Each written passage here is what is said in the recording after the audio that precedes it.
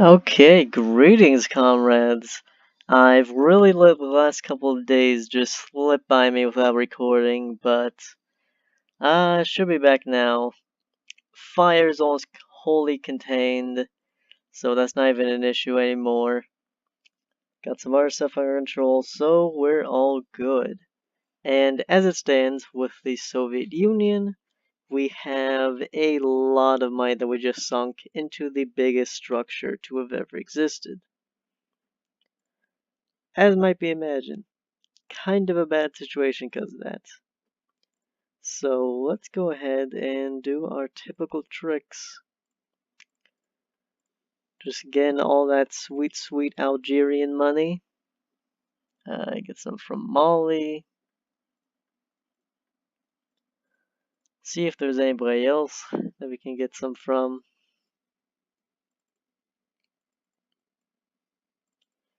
Because it's always good to get just as much as we can from these guys.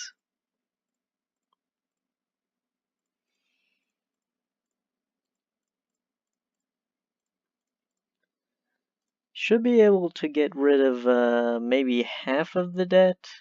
Or I guess it's not really debt, but the deficit this way.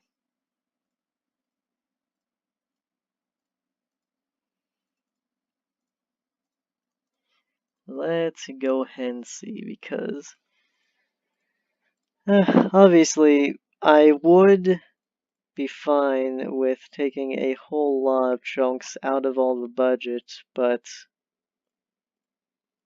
if we can at least mitigate the amount of damage, then that's great. Yeah, we got about halfway there. How is number of army looking? Very high. Okay. So in that case, we're just going to keep doing this. And should be fine, actually.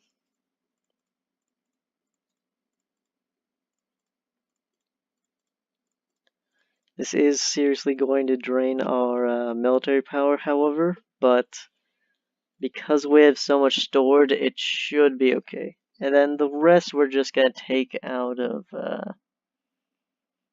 let's take it out of diplomatic missions and see what happens.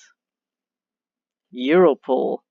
In 1992, Maastricht treaties declare the creation of Europol, organization which coordinates the EU police in order to efficiently fight crime.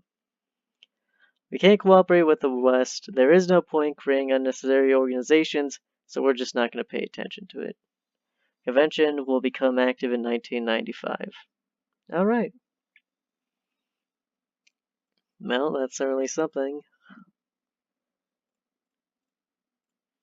And at this point, we really don't need research.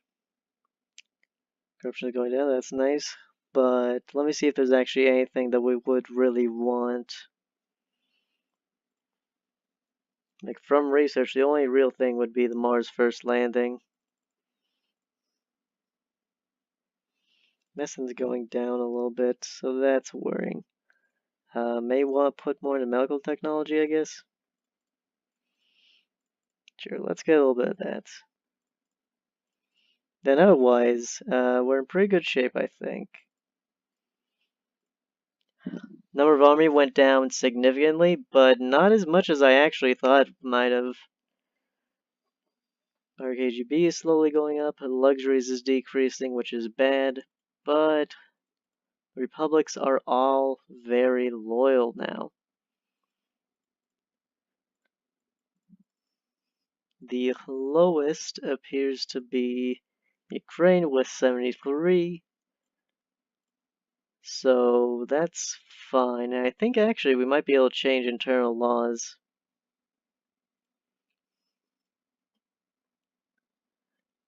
Ah, wait, where is it where it says that, oh, may I say structure? Okay, we can make this a fake federations. And I think that's good for us, but I'm not actually sure. I know with a fake federation that what we can do is just like set the communists as the head, and then so if we have like another couple moderates that are over there, then we can just get rid of them. And that is the highest reason I think that we actually had disloyalty. It looks like now we're doing fine, but it might be the opposite. Maybe we only had moderate heads of the republic because we had disloyalty, or maybe it was because the moderates were powerful, though Gromyko is still powerful. So honestly, I'm not really sure.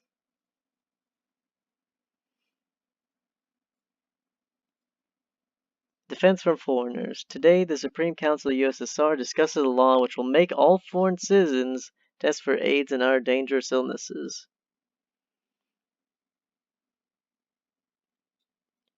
I mean, honestly, this isn't. Okay, so here's the thing, right? Obviously, if we're going to have foreigners coming into our country and not make laws against just having sex with the natives, then yeah, probably want to do this. But the problem that I can see is that I don't actually know how many foreign citizens are going to be visiting the USSR. We're kind of antagonizing the West somewhat. Like, we're not cooperative with the West. So we don't want to have like Western foreigners coming in, except for maybe a few. Like we can have a few tourists and then bring back glorious news about how the Soviets are great. But otherwise, I don't think we have to worry about too many foreigners. The problem is that if we did have a lot of foreigners coming to our country, how would we do administration of this? Like, if there are thousands or tens of thousands or even millions of people that just come to the Soviet Union to see things from fellow Comintern allies, then what's gonna happen? Or well, not Comintern, just actually now I forget what the little trade union thing we have going on, like Comicon. Yeah. Oh well. I still think accept the new law. JESC, the USSR, accepted a new law. Now every foreigner needs to take a test in order to reveal AIDS or a disease, which now controls the migration. So it costs some money. It should have also increased medicine by a fair bit, I would assume. Yeah. Okay, so that's a worthwhile trade, I would say. Since we were willing to bump up the medicine by just a little bit.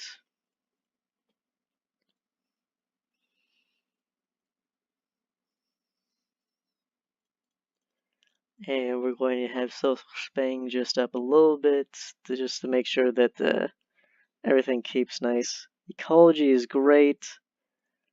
Uh, things are stable with the loyalty. Everything seems to be going good right now. So I don't know what this game can throw at us at this point. Instability in Haiti. Today the UN will discuss possible military operation in Haiti in order to destroy military junta, which overthrew democratic government, which was famous for its corruption arguments with generals. Legitimate president is planned to be restored. We can't support the West, but sure, we'll place missiles in Haiti. The USSR voted against another Western intervention, and British advisor in the UN called Soviet advisor to be a supporter of totalitarianism.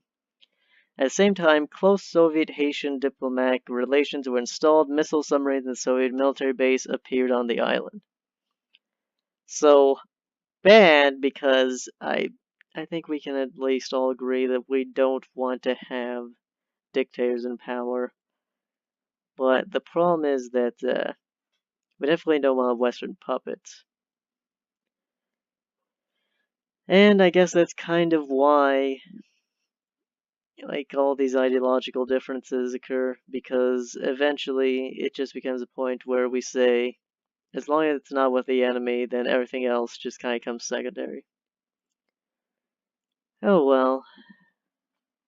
At least in the end, communism has a goal of being highly individualist. Make sure that luxury is available to the masses because of automation, not at the whims of the very few. Can we even select Australia? Huh. I don't know if I tried this in another video, but I can't seem to do it right now. Strange.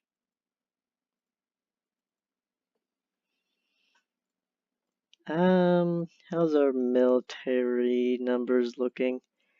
High. Okay, in that case, I think we're just gonna speed along Chad's development. Because subsidies are nice. Nice way just not even have to click a bunch. But in the long term, it's the best to just have them not have any disapproval levels. Because then it can actually decrease over time, obviously, and make it so we can just take a bit of money from them every once in a while.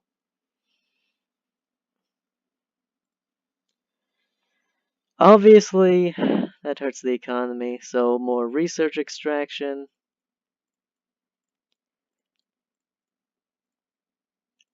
And otherwise, yeah. Let's hope something interesting happens. Let's hope that OGAS event chain finishes. Because I still haven't heard anything about that.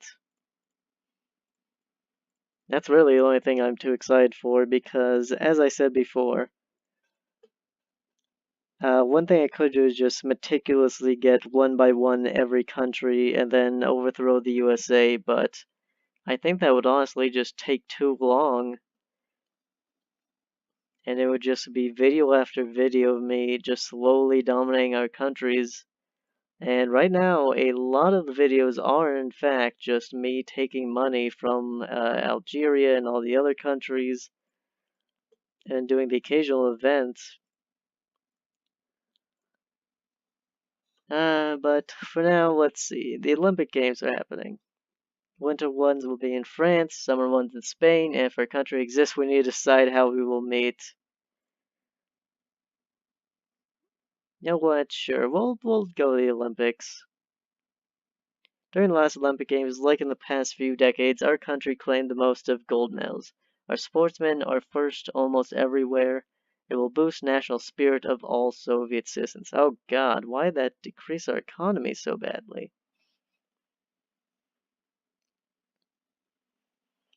Does participating in the Olympics actually take a lot of money from countries? I guess it might in order to just prepare the athletes, right? There's all the training and such that you have to do. Oh well.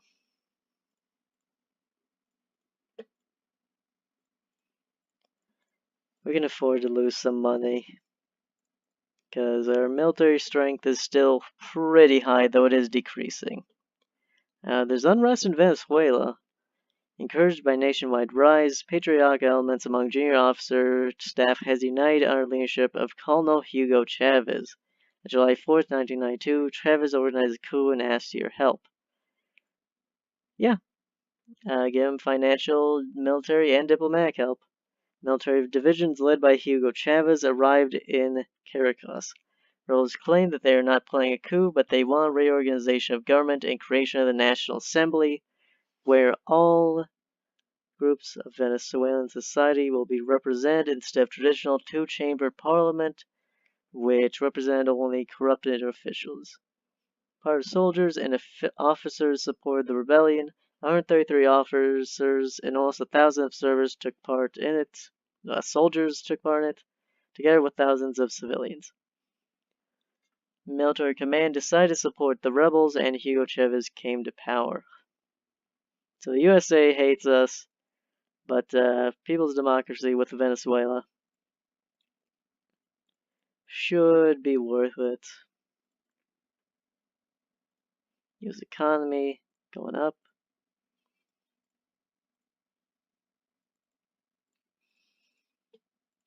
Oh, we could maybe try to convert a few little countries over. and see if that gradually ties away at it, but I think that unless we have a lot more, that won't actually even decrease. But I think for now that will just be the end of it.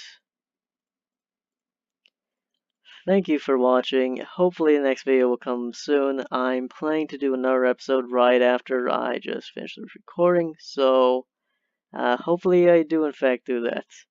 See you next time.